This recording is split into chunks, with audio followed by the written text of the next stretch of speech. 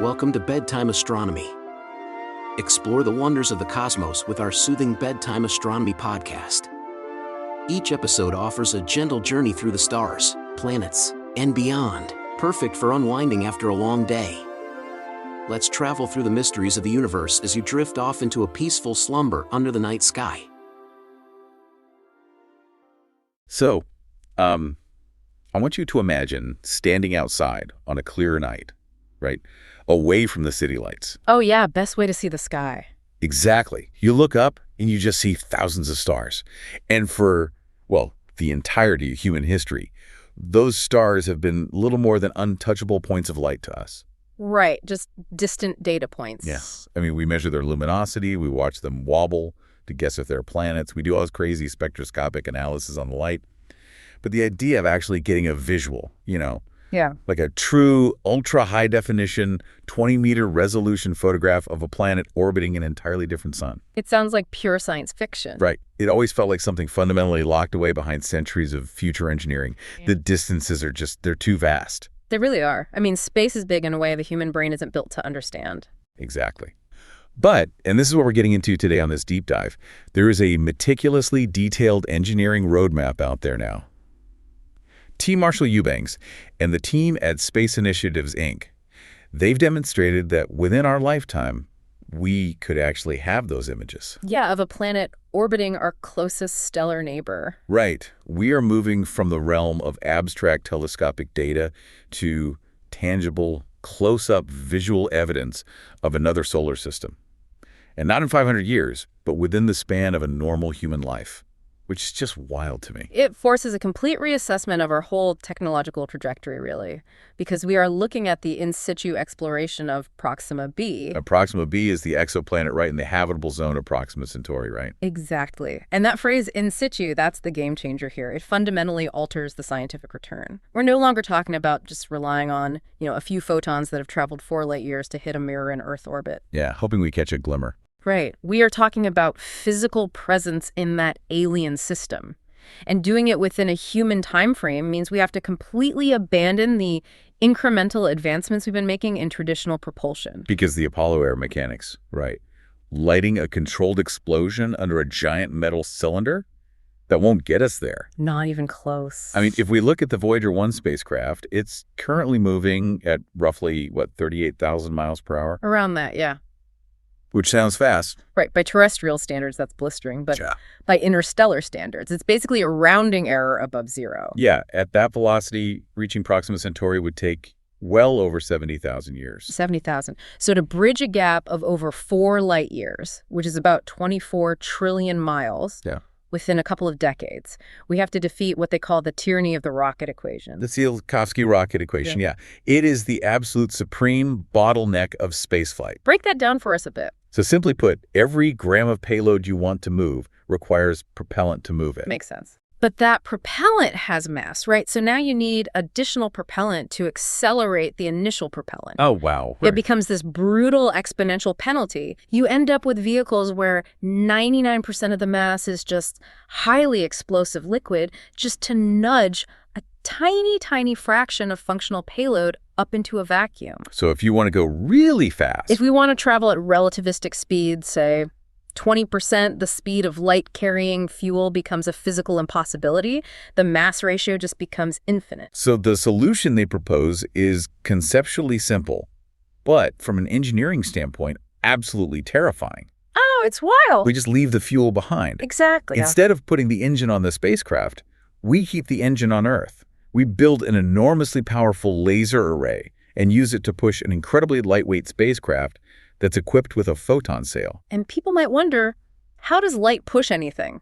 Light has no mass. Right. I was going to ask that. But because energy and momentum are inextricably linked in physics, photons do actually carry momentum. So when a laser photon strikes a highly reflective sail and bounces off, it transfers a minuscule physical push. So it's like windsurfing, but instead of the wind pushing your sail, you have a giant stationary fan on the beach aimed perfectly at your back, just pushing you across the ocean. That's a perfect analogy, actually. And it is the relentless accumulation of that microscopic momentum that makes this viable. A single photon's momentum is negligible. Sure, you don't feel a flashlight beam hitting you. Exactly. But a gigawatt-class laser array focused on a specialized sail in the vacuum of space that delivers trillions upon trillions of photons every single second. And there's no air resistance. Right. Without atmospheric drag to slow it down, that continuous bombardment accelerates the craft continuously. You apply that gigawatt beam for just a few minutes or hours, and the craft reaches 20% the speed of light before it even leaves our solar system. Okay, but wait. The challenge with that frictionless ocean of space is that the laser itself isn't perfect, right? Like if you're aiming massive, incredibly powerful lasers into space, are we sure we can actually hit something that small over such vast distances? That is a massive hurdle. You're talking about the diffraction limit. Right. A beam of light naturally spreads out the further it travels. If we are firing from Earth or even Earth orbit, keeping that beam tight enough to hit a meter-wide sail a million miles away requires an optical array of just staggering proportions. Because it'll just turn into a wide, weak flashlight beam otherwise. Precisely. To keep the spot size of the laser small enough to remain entirely on the sail at lunar distances and beyond, you essentially need a phased array of lasers spanning square kilometers. Square kilometers of lasers. Yeah. And if you build it on the Earth's surface, you introduce the absolute nightmare of atmospheric distortion. The atmosphere is always boiling and churning. Which makes stars twinkle, right? Exactly. But that twinkling would scatter a concentrated laser beam instantly, so you have to employ extreme adaptive optics. We're talking deformable mirrors that physically change shape thousands of times a second to perfectly counteract the atmospheric turbulence. That's insane. It is. It ensures the combined beam wavefront is perfectly flat as it exits the atmosphere. And we aren't pulling this concept out of thin air either. Like, the Japanese space agency, JAXA, demonstrated the foundational physics with ICROs back in 2010 using solar photons. Yep, sunlight pushing a sail. And the Planetary Society followed up with LightSail too. Yeah. Plus, you had the Breakthrough Starshot Initiative, which spent millions mathematically validating the transition from solar power to focused laser power. So the physics of a light-driven sail are solid. The physics are extremely solid, but the propulsion system dictates the entire anatomy of the spacecraft. Right, because if the laser array is pushing, the payload has to be virtually massless. We can't attach a heavy Mars rover to a photon sail. No, absolutely not. We are looking at a payload measured not in tons, but in grams.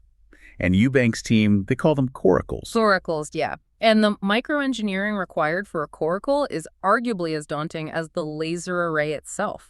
To achieve a fifth of light speed without requiring a laser that consumes the energy output of a medium-sized country, the entire spacecraft, including the sail, must weigh just a couple of grams. A couple of grams. So. You have to pack propulsion, navigation, power generation, communication, and scientific instrumentation onto a platform the size and weight of a paperclip. It's the ultimate exercise in miniaturization. Let's break down what's actually in that payload. Yeah. Because you obviously can't fit a standard telescopic lens on something that flat. Right. A long camera tube is out of the question. So they are proposing a 200-millimeter annulus aperture folded optic camera. Which is a brilliant piece of engineering. Yeah. Essentially, they are etching microscopic mirrors into a flat wafer, right? Bouncing the incoming light back and forth internally to mimic the focal length of a massive, bulky camera.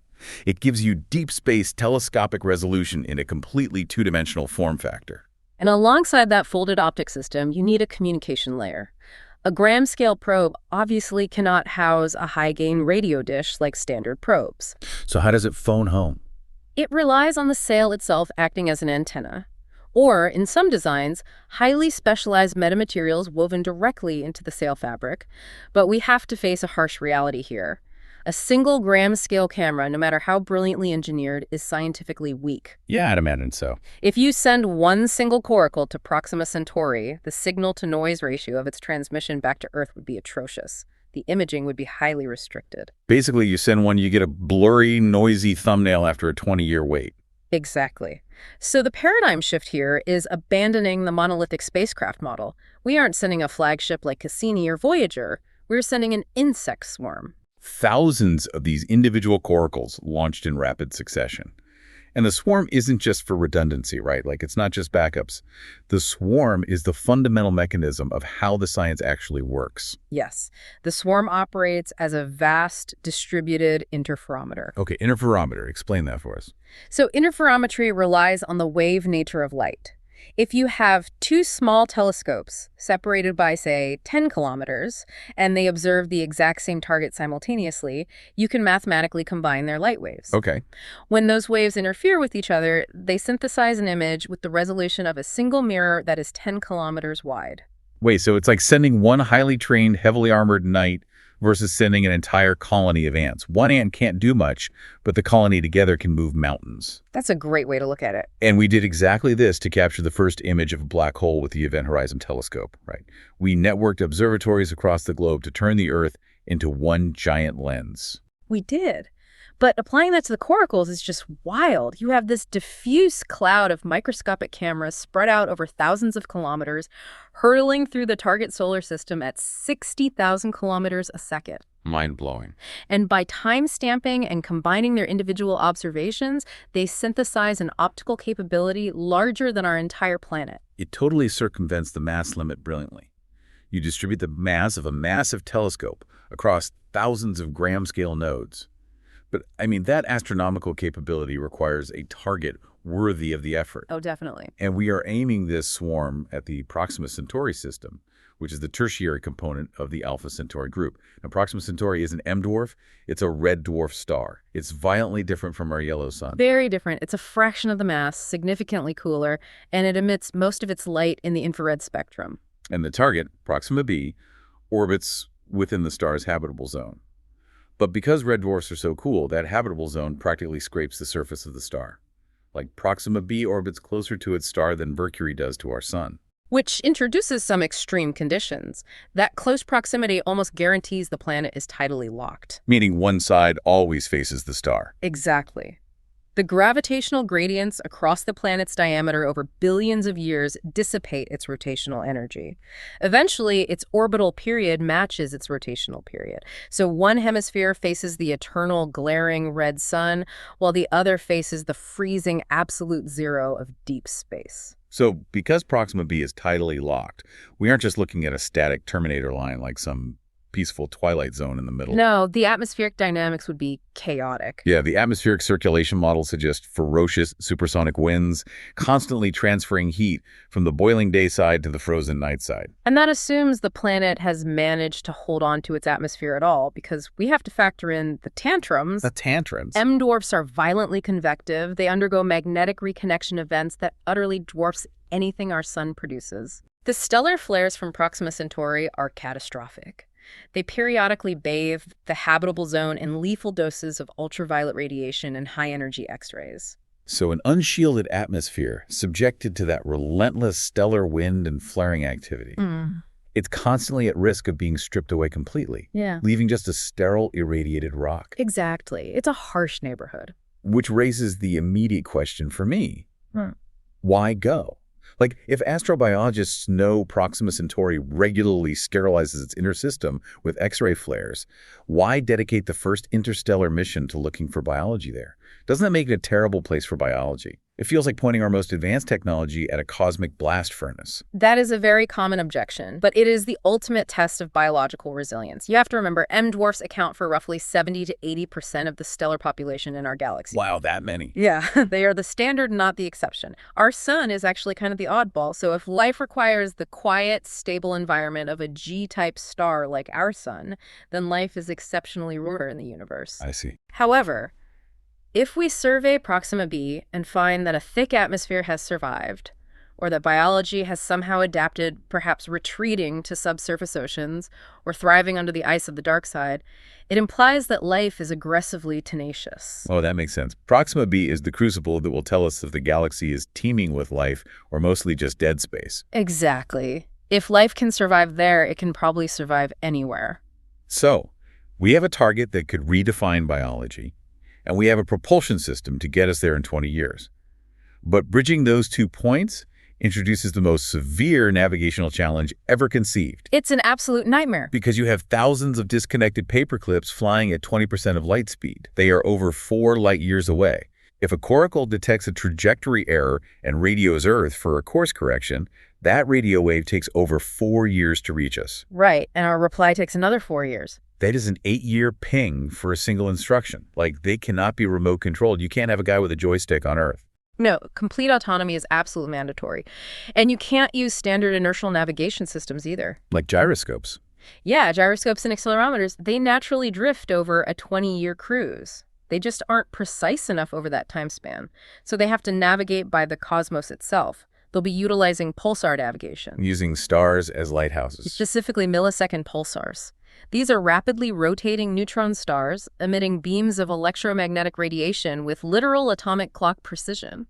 So the probes measure the arrival times of these X-ray pulses.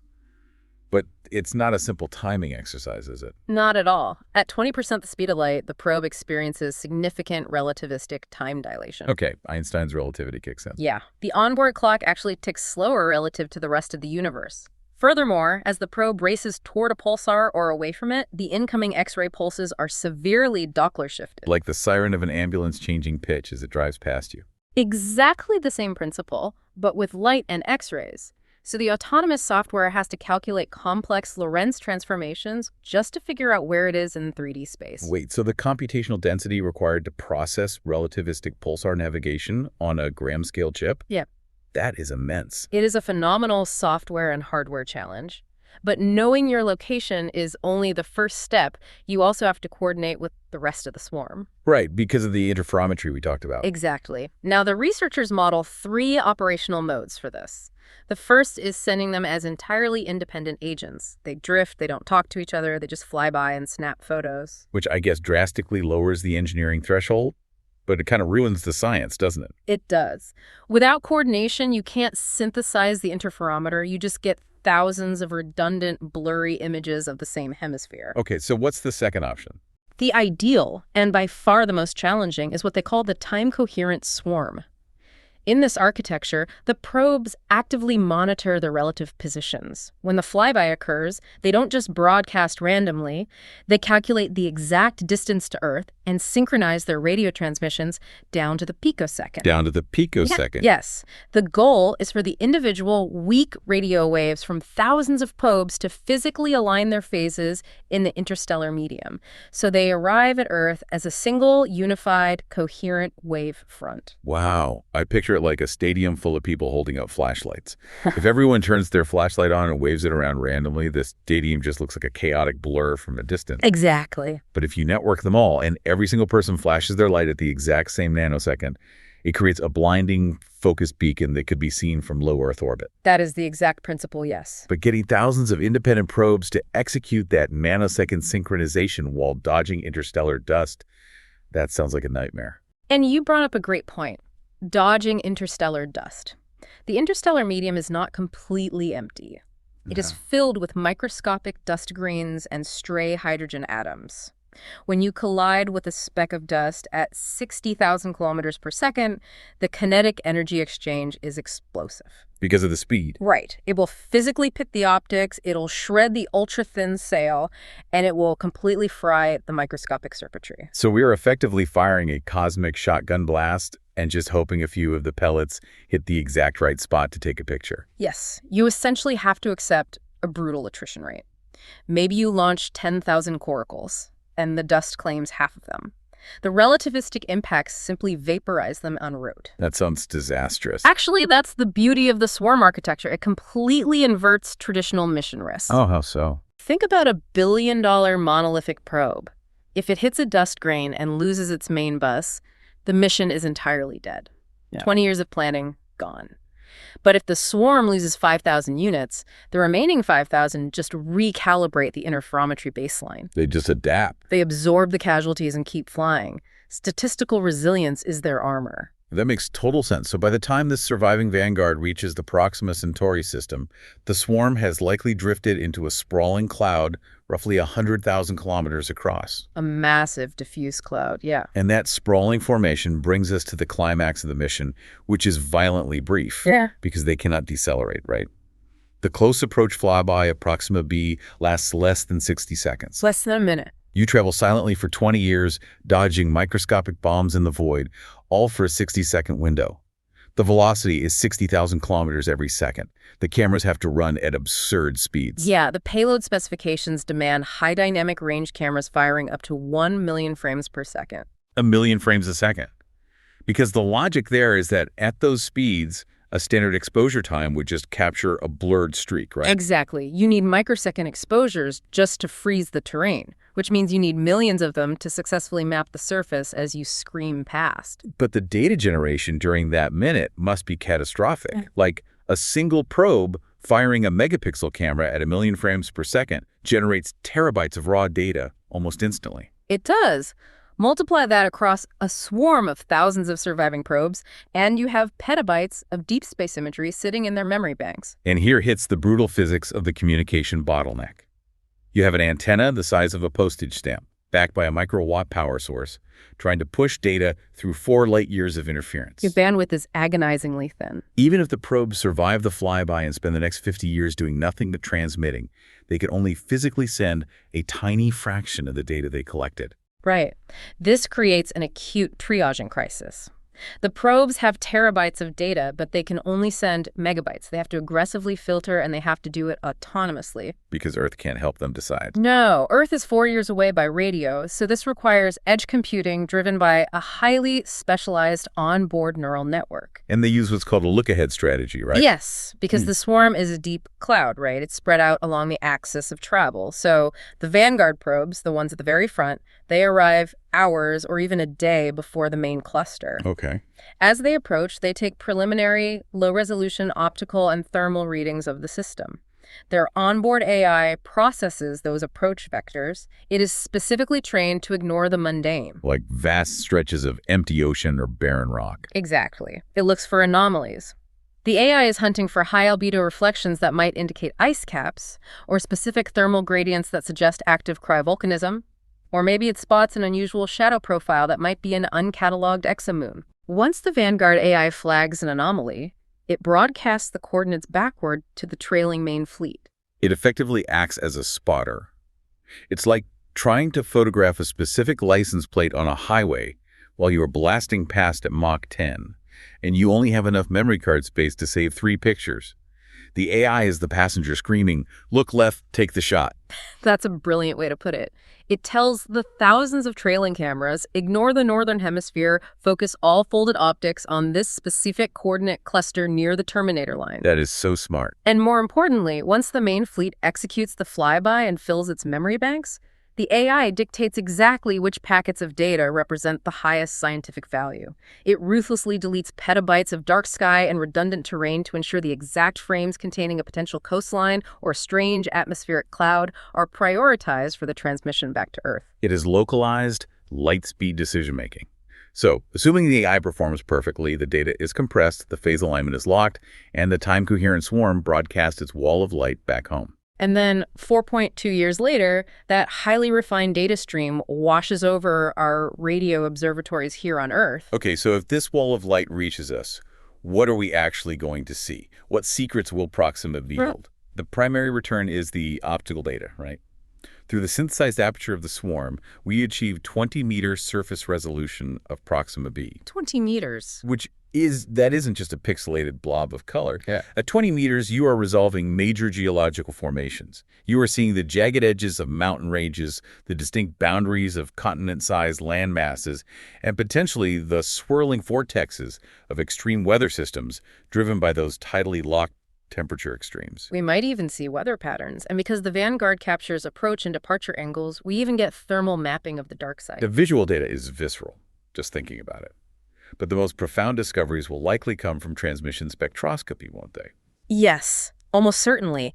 As the swarm flies through the system, it will position itself so that the light from Proxima Centauri passes through the atmosphere of Proxima b before hitting the cameras. Right, and we do that now with the James Webb Space Telescope. Exactly. When an exoplanet transits its star, we analyze the starlight that filters through the planet's atmospheric rim. Different molecules like water, methane, carbon dioxide, they absorb very specific wavelengths of light. By looking at the spectrum that makes it to our telescope and seeing which colors are quote-unquote missing, we can determine exactly what the atmosphere is made of. But the limitation of Webb is distance and noise. We're looking across light years. The coracles are doing it in situ, right there in the atmosphere. Oh, the clarity must be unbelievable. It is. And because they are moving at relativistic speeds, the onboard spectrometers must account for massive Doppler shifting again. Right, because they are flying toward the light. The starlight hitting the probe is heavily blue-shifted as the probe races toward the star, and the absorption lines of the atmosphere are violently skewed by the relative velocity. But once the AI corrects for that, the sensitivity of the data allows us to hunt for specific, complex molecular chains. We are hunting for biomarkers. Exactly. Finding methane is interesting, but methane can be geological, right? Right, volcanoes make methane. But finding methane alongside high concentrations of oxygen is a massive red flag because those gases react and deplete each other quickly. If they are both present in a stable atmosphere, something is actively and continuously replenishing them.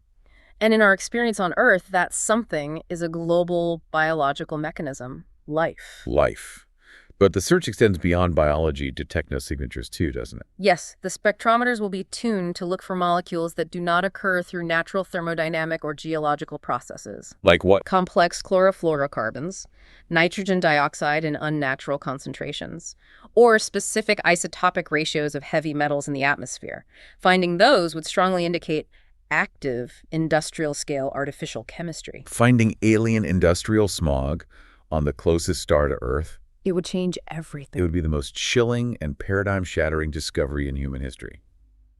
But, and this is where the mission profile gets crazy, there's a secondary method of chemical analysis proposed that is far more aggressive. Yes, the impactors. The swarm relies on density, and near the center of the formation, the probes are tightly clustered. Statistically, it is a near certainty that several coracles will not execute a clean flyby. Their trajectory will intersect the planet itself. They essentially become kinetic impactors, kamikaze probes. Right, and a gram of mass might sound insignificant, but kinetic energy scales with the square velocity, right? Yes.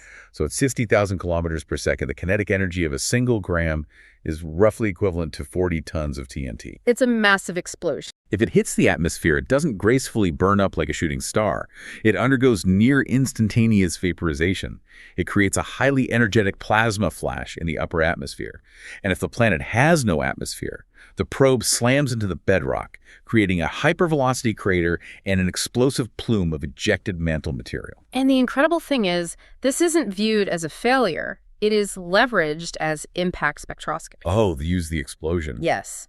The trailing members of the swarm, positioned just off the impact vector, will train their million-frame-per-second cameras directly on the explosive flash. Wow. By running a spectroscopic analysis on the light emitted from that vaporized plasma, they gather an exact elemental breakdown of the planetary surface, or deep atmospheric layers that standard transmission spectroscopy could never penetrate. But wait. You're glossing over the planetary protection aspect? Yeah. Like, astrobiologists are hyper-cautious about contaminating pristine environments.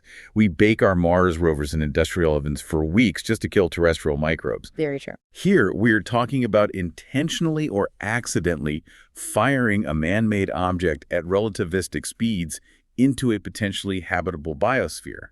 Doesn't creating a hypervelocity explosion on an alien world raise some ethical questions? We're introducing artificial isotopes, heavy metals, and Earth-manufactured silicon directly into an alien ecosystem. It's a valid concern, but the planetary protection protocols focus primarily on biological contamination. At 20% the speed of light, the kinetic heat of impact is so absolute that the molecular bonds of any terrestrial biological hitchhiker are violently ripped apart. So nothing could survive the crash. The probe is sterilized on a subatomic level upon impact. And as for the material itself, you are introducing artificial isotopes, yes, but you must weigh that against the natural background mechanics of the system. What do you mean? Proxima b is constantly bombarded by high-velocity interstellar dust and natural micrometeorites. The addition of a gram of carbon fiber and silicon, while unnatural, is a localized kinetic event that is practically indistinguishable from the background noise of cosmic bombardment. Okay, so the scientific return of knowing the bedrock composition of an alien world is deemed worth the localized kinetic disruption. Exactly. And the mission continues even after the impactors are vaporized and the main fleet screams past Proxima b, because they can't stop. They are still moving at a fifth of light speed, heading out into the deeper black of the Alpha Centauri system. Yeah, their journey isn't over.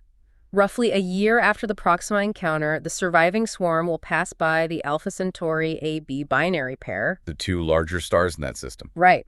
Alpha Centauri A and B are much larger sun-like stars. Now, the flyby will be distant, roughly 10,000 astronomical units away, but the swarm will reorient its folded optics. To look back at them? Yes, they will use the vast baseline of their spread-out formation to conduct deep field interferometry on the binary stars. They'll be searching for planetary bodies in those orbits, mapping the stellar winds, and broadcasting that data back to Earth until their radioisotope batteries finally fail, or the interstellar medium just degrades their sails completely. It is an almost unbelievable architectural vision. We started by looking at those untouchable points of light in the night sky, and the profound realization here is that the physics to touch them, it already exists. Yes. The Tsiolkovsky equation limits our rockets, but it doesn't limit our light. Building a gigawatt adaptive optic laser array on Earth and microengineering folded optic cameras onto a few grams of graphene, it's a monumental engineering mountain to climb. Yeah. But it requires no new physics. It requires no warp drives or theoretical wormhole. No, it just demands a total revision of what exploration means. The vanguard of humanity won't be heavy, steel hulls occupied by astronauts. It will be a diffuse, artificially intelligent cloud of microscopic mirrors riding a silent beam of light. So beautifully put. They will absorb casualties, autonomous neural networks will make split-second triage decisions, and they will synthesize an eye larger than our world to stare down the dark of a red dwarf star. It completely reframes our place in the technological timeline. We are the generation that possesses the theoretical capability to look back at the stars up close. But, I want to leave you with a thought that flips this entire architecture on its head. Oh. We've discussed the colossal engineering required to build a gigawatt laser array here on Earth. That beam, focused tightly enough to push a swarm of sails across 4 light years, would be incredibly bright. Oh, incredible. It would punch right through the interstellar medium. If you stood on a planet 50 light years away and looked in our direction while the beamer was firing, you would see a distinct, artificial, and blindingly powerful flash of light. The laser itself becomes an unmistakable technosignature, visible across galactic distances. Exactly. So if we can do it, and the physics are universal, the timeline suggests someone else out there could have already done it. Astronomers regularly catalog transient luminous events, these strange, unexplained, incredibly powerful flashes of light in the deep night sky that don't perfectly match the profile of supernovas or pulsars. That is a fascinating point. It really makes you wonder. The next time you look up at a clear night sky and see a sudden, brief flare of light from a distant star system, you have to ask, are we watching a natural stellar phenomenon, or are we seeing the exhaust beam of another civilization, firing up their own gigawatt laser array and launching their own swarm of Coracles out into the dark?